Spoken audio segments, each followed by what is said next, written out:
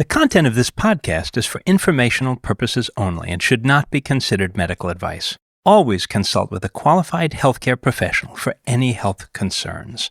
Take care of yourself out there.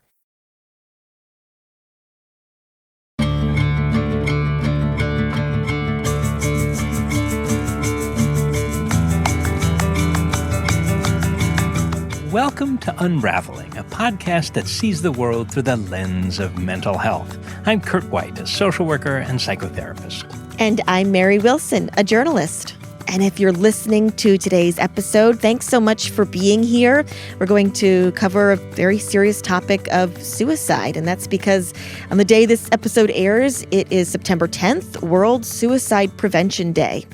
Yes, it's a very serious topic. We talk about it a lot in the field of mental health. It's one of the main objectives of the whole field, actually, is to try to prevent suicide when possible. It's a hard thing to do. And to raise awareness about this important topic is one way that we can do that. That's why we want to talk about and have these kinds of hard conversations today. Yeah. And specifically today, we'll be talking about young people and suicide, how social media these days plays a role, and also how we can identify these high-risk individuals, which can be really difficult. Yeah, I'm really interested in this topic because it seems like it comes up a lot, and a lot of people have opinions about it. Is social media good or is it bad? Is it a support? Is it a risk factor? And I think it really is quite complicated. So we're lucky today to be talking to someone who's really done some research on this and immersed herself in others' research on this important topic. Yeah, and I got the chance to speak with Dr. Rachel Conrad. She's the interim medical director of Adolescent Services here at the Brattleboro Retreat. She's an Eisenhower Fellow focusing on equity of access in mental health treatment, and her background includes serving as medical director of the Division of Young Adult Mental Health at Brigham and Women's Hospital, and co-chair of the National College Mental Health Task Force, and also as a faculty member at Harvard Medical School. Well, let's take a listen.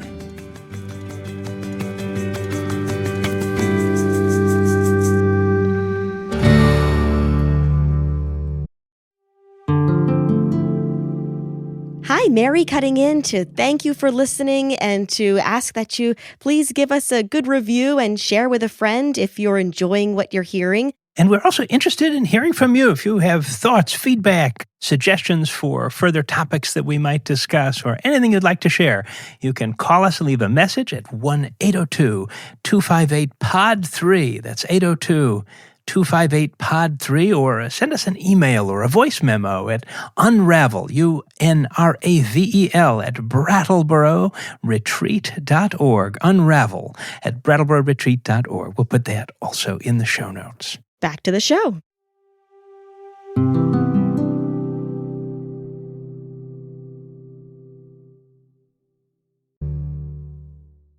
Dr. Conrad, thank you so much for joining me on Unraveling.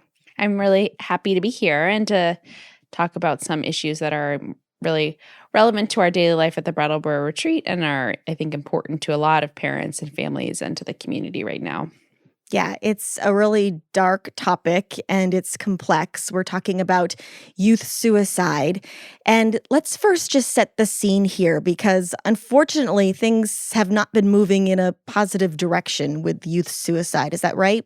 Yeah, so in the years leading up to the pandemic, we were seeing an increase in suicidal thoughts, rates of death by suicide among adolescents, and self-reported suicide attempts. And then in March and April of the pandemic, we immediately saw a spike in emergency department visits for suicide attempts. And then again, interestingly, there was another one at the end of school year and the beginning of summer. And that was, of course, in 2020. And many kids continue to struggle with the social isolation during lockdown. In addition to the social isolation, they didn't have access to mental health resources or the resources at their schools. So eventually, schools scaled up online teaching, mental health providers developed more online resources. Then at some point, a lot of the schools reopened and believed that once the mental health resources were reestablished and ultimately the schools reopened, that we would see the kids' mental health improve. And unfortunately, the improvement that we anticipated has not come to fruition.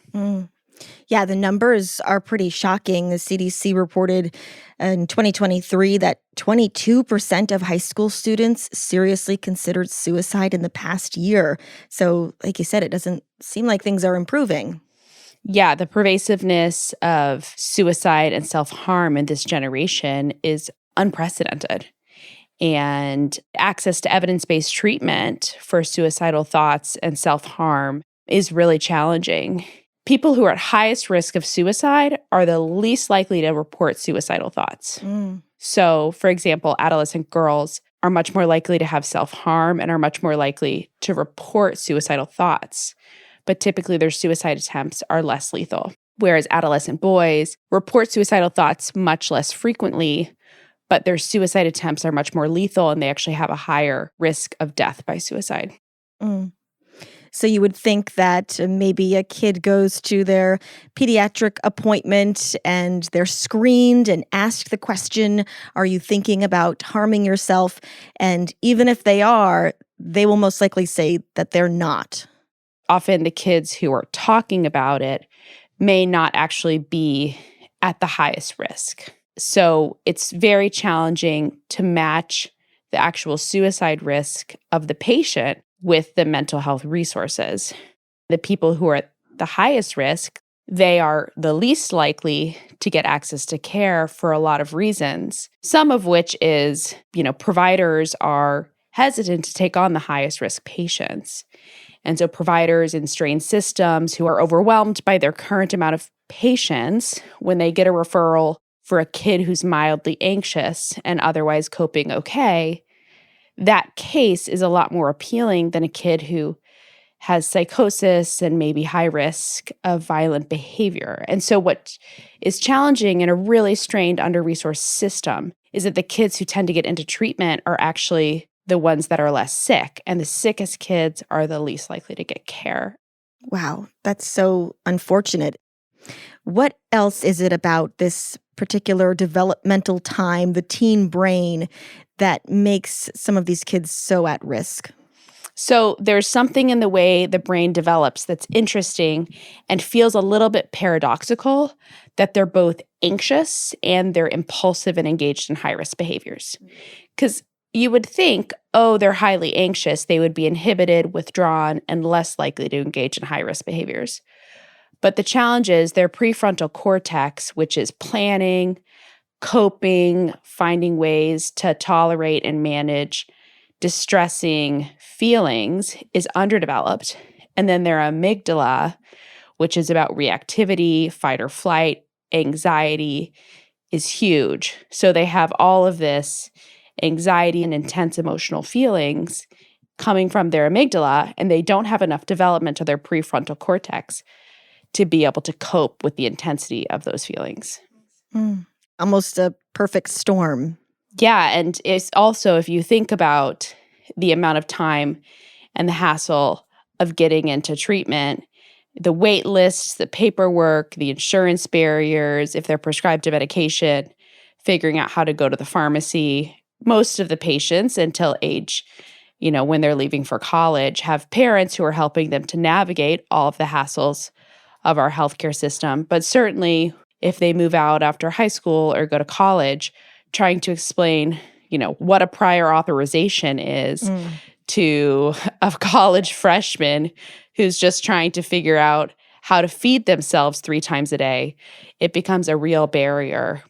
And sometimes these are just these spur-of-the-moment decisions that happen and could possibly be prevented in a matter of seconds if someone was there to stop them. Yeah, and so that's another thing that's really challenging about the growing prevalence of suicidal thoughts and behaviors among adolescents that's really different from populations. So historically, the highest risk population for suicide was older white men, often with alcohol use, socially isolated, often divorced or widowers, and they often had much more planning and preparatory behavior. Whereas this population is much more impulsive, research shows that they often are only suicidal for a few minutes before their suicide attempt or death by suicide. So it's a matter of minutes. So it's much more prevalent in this population that a patient could even be seen by a provider or even in the emergency department for a risk assessment and actually be okay.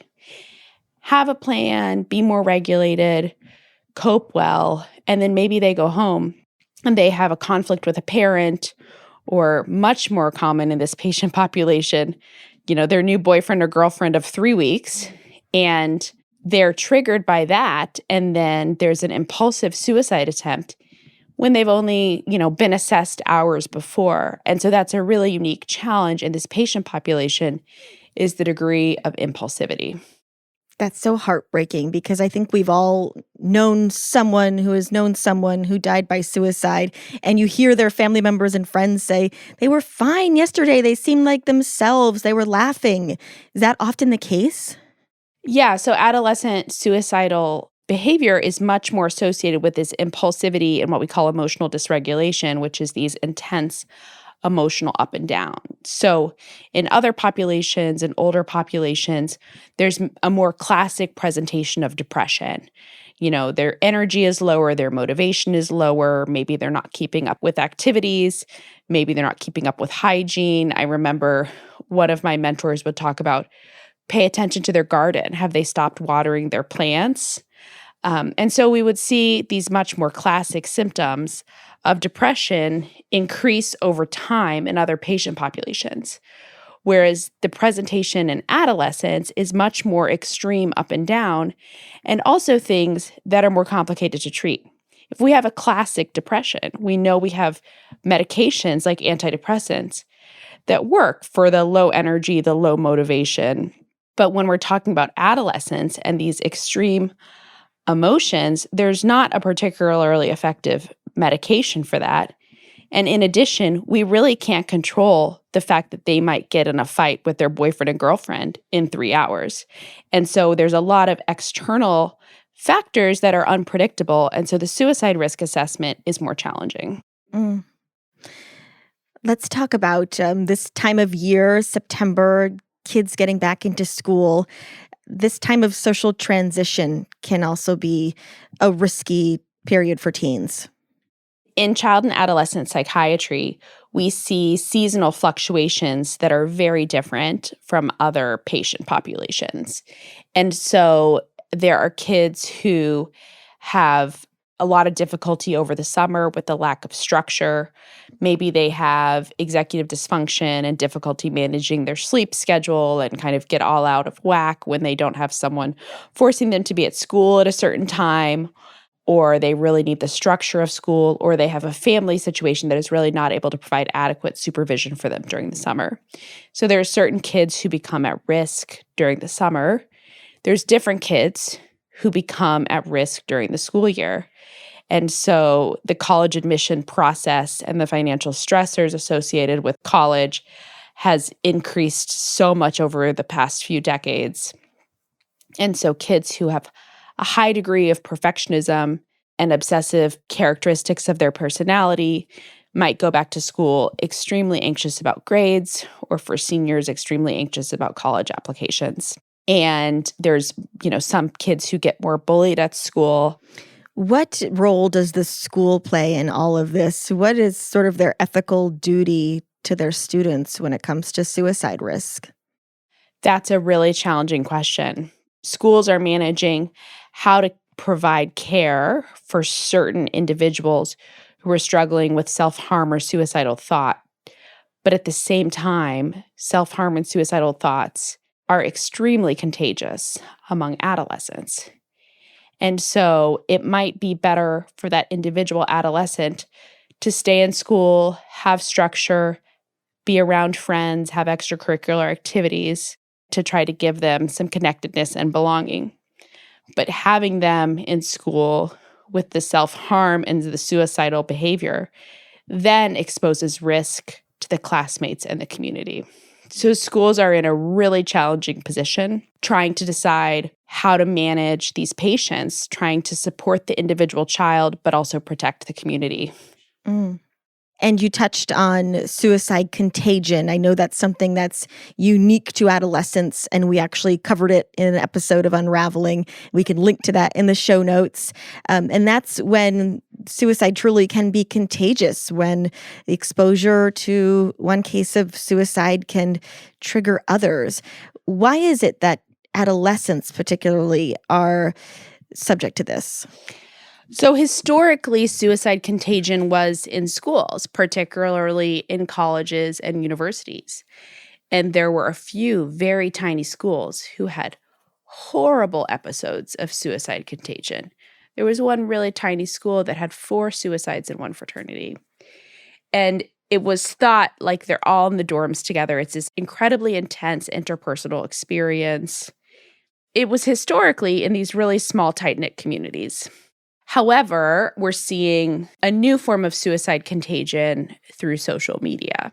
And there has been suicide contagion through media in the past. The first identified suicide contagion was after the death of Marilyn Monroe. Oh, wow.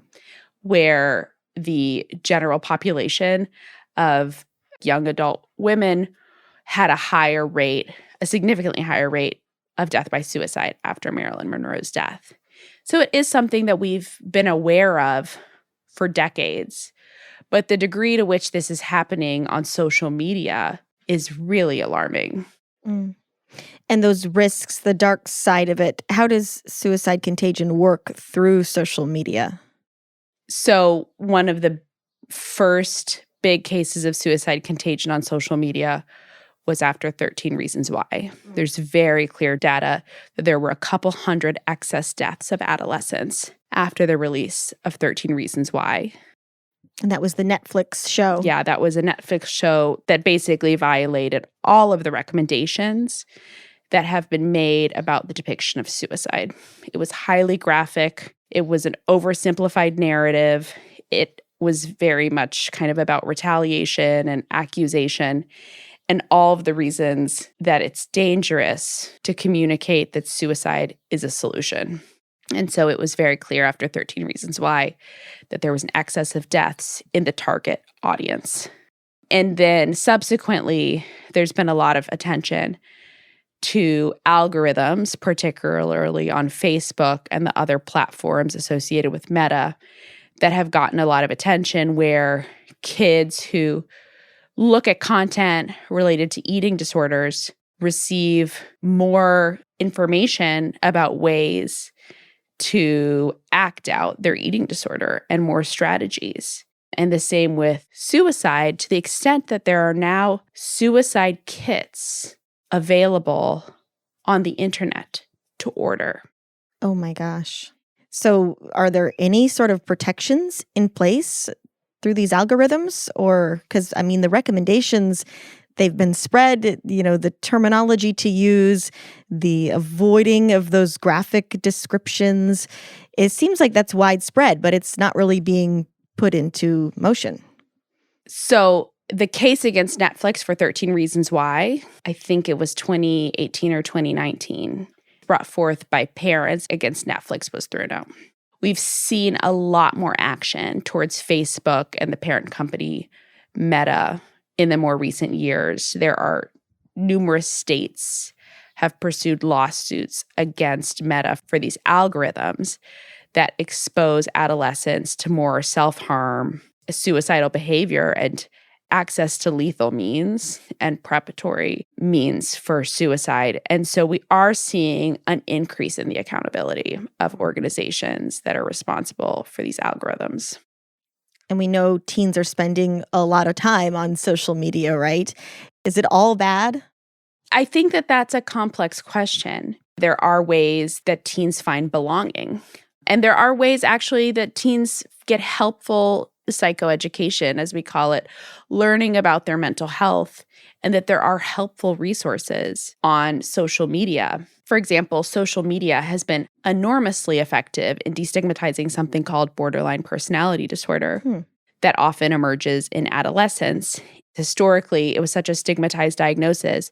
And now there's so much education about borderline personality disorder that patients frequently come in and said, I've been reading about this Do you think I have it? And they've heard stories of recovery. And so I think borderline personality disorder is one example of where social media has actually had a positive impact on mental health. People come together and find a sense of altruism and mission in helping someone else. Also, early in the pandemic, there were just practical things that shifted to social media. Like there are parent groups that coordinate soccer practice. And so there are parts of social media that create the connectedness and belonging and are frankly just unavoidable. And if kids are kind of categorically denied social media, they might get socially excluded if there are events online that they don't know about, or if their peer group has a texting thread where they're inviting people, there can be feelings of exclusion. So it's complicated. There's risks, but there's also ways that kids come together. And we all play a role with posting on social media. What is sort of the ideal post to make if you want to maybe remember a loved one, or maybe it's a celebrity who died by suicide? What are sort of the parameters that you would want to include on social media? Posts that focus on resources, posts that focus on connectedness, all the things we know that prevent suicide. So posts that end in reach out to your loved ones, connect with them, reach out for help, connect to suicide hotlines or other mental health resources. Posts that focus on recovery, focusing on treatment, and focusing on resilience are the things that are critical when people post. Mm. And in that way, you can see social media as possibly being a positive solution. Yeah. If parents and caregivers are listening and they have a teen in their life, we've already talked about how hard it is to identify the kids at risk, but what is something they should know, or is there anything that they can look for? I think social isolation and disconnectedness. Are they kind of losing interest in friends? Have they been bullied? Is there anywhere that they feel like they belong? A lot of kids who did athletics or did extracurriculars fell out of those during the pandemic and during lockdown, and haven't all necessarily re-engaged at the same level. And so getting kids back into environments where they, number one, feel like they belong, they're on a team, they're part of the yearbook, they're part of community service, they feel like they're contributing. And they also have a source of self-esteem because they also feel like they're good at something. And so helping kids who seem isolated find a place of belonging is really important. We also know that participation in religious services has plummeted. And I think it started a bit before the pandemic, but certainly during the pandemic, that type of participation has really fallen. And so the sense of belonging, meaning, and resilience that comes from participation in a religious community has been a huge loss. Mm. So trying to guide them into interconnectedness and maybe a group setting where they feel like they belong can be really life-saving. Yeah, particularly for kids who are experiencing bullying, finding a place where they feel safe. Mm. We spoke about the 22% of high schoolers who have considered suicide. And of course, those numbers are a lot higher with the LGBTQIA plus communities, BIPOC. Why is that? And what's being done to address those specific communities? I think for different communities, there's different challenges, but certainly the transgender population is the most at risk. And we're seeing worsening mental health as there is increasing stigma, bullying, and fewer legal protections.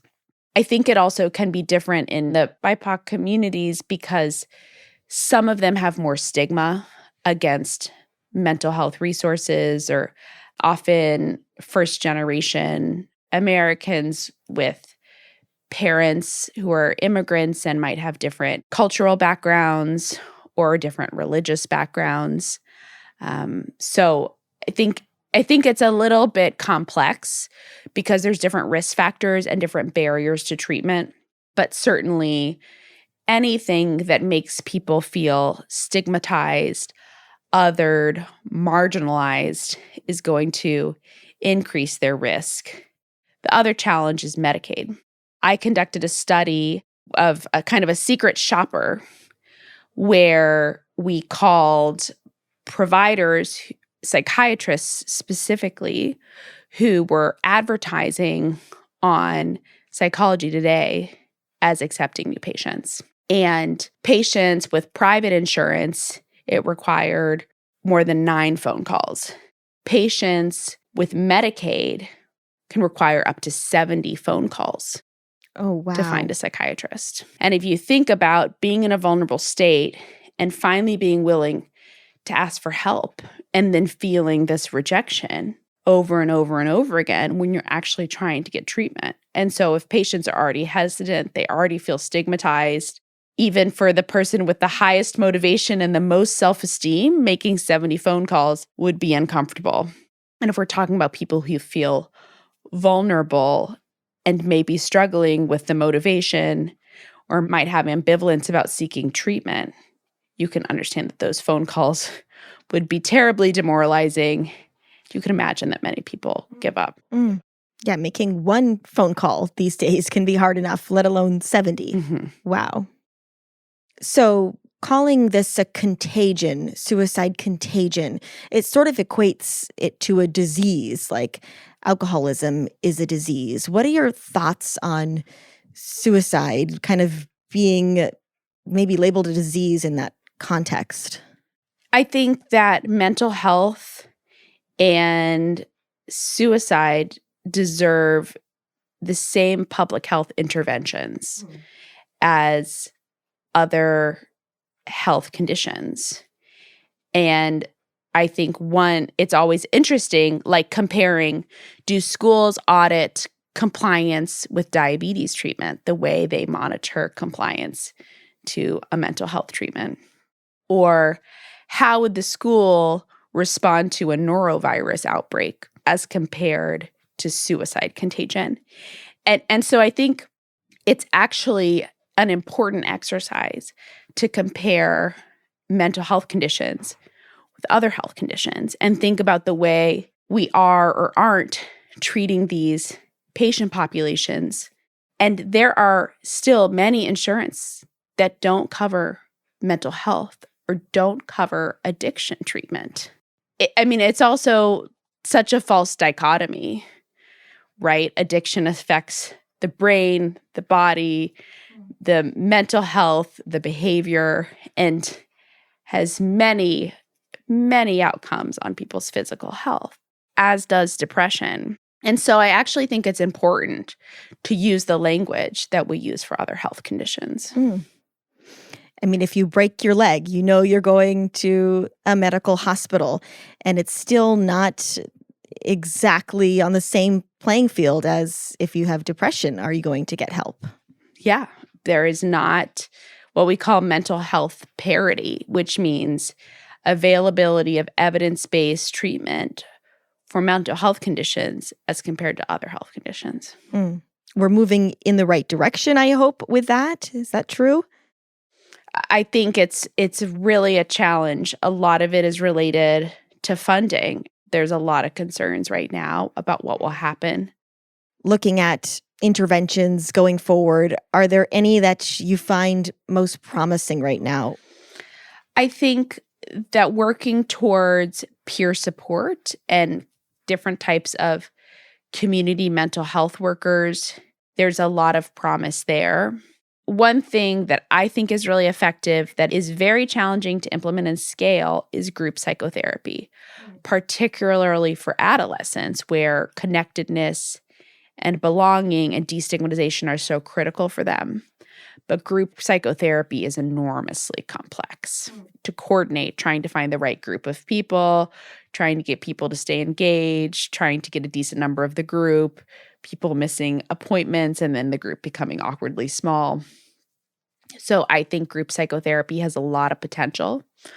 And community mental health workers and people with lived experiences functioning as peer mentors also serve some of those same purposes of connectedness and belonging.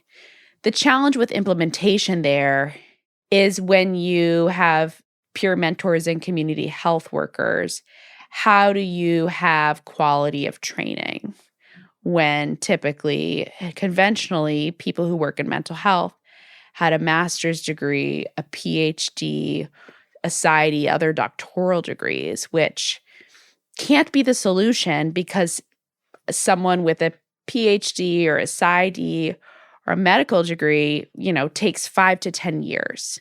So we can't rely on doctoral level clinicians to address the gap in services. We have to find other ways to increase the workforce. And so how do we increase the workforce while maintaining quality is the question.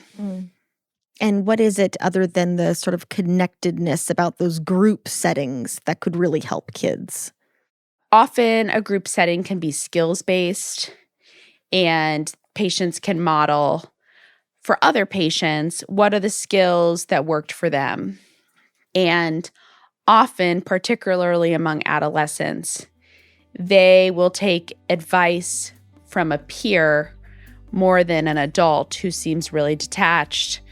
Maybe they're talking about bullying, maybe they're talking about cyberbullying, and trying to talk to someone from a different generation for them feels really disconnected. And so talking to peers for them in the same way that suicide spreads through peers, recovery can spread through peers. Dr. Conrad, thank you so much for joining us. Thank you for the opportunity to share about these really critical topics that are, so widely known but so poorly understood.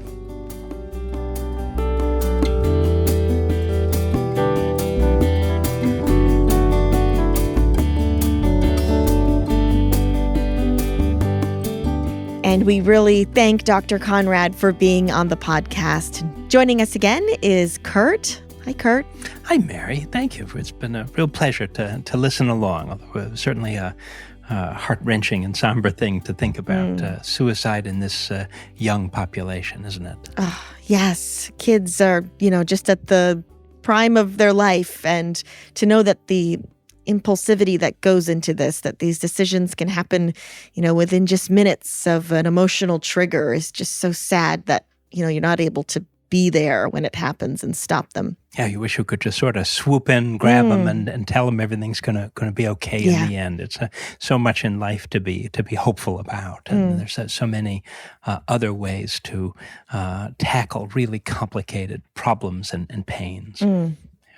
I remember when I was in college, I feel like there was some intuitive understanding of that kind of risk among folks in my dorm. There had been a suicide in the dorm while we were there. And I think if someone went through something like a bad breakup or seemed very depressed, and I remember other people would declare suicide watch and would keep an eye on the person in a kind of a joking way, but it also wasn't really a joke. It was sort of like a way of saying we're going to look after each other. And I always thought that was kind of beautiful.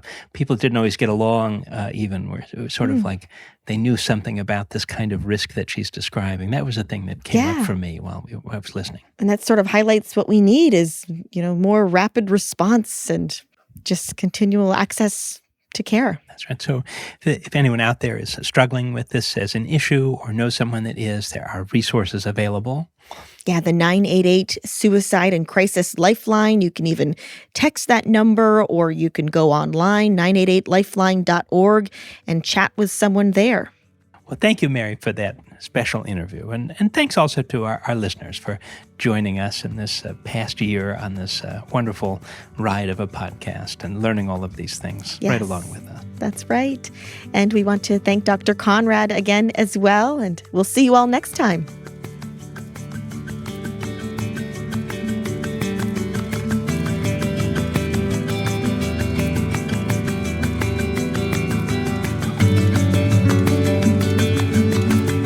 Unravelling is brought to you by Brattleboro Retreat.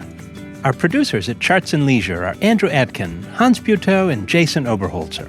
And you can find us on social media by searching Brattleboro Retreat. Brattleboro Retreat is committed to exploring diverse perspectives on mental health. While we invite hosts and guests to share their insights, the views expressed are their own and do not necessarily reflect the policies or positions of the hospital or its staff.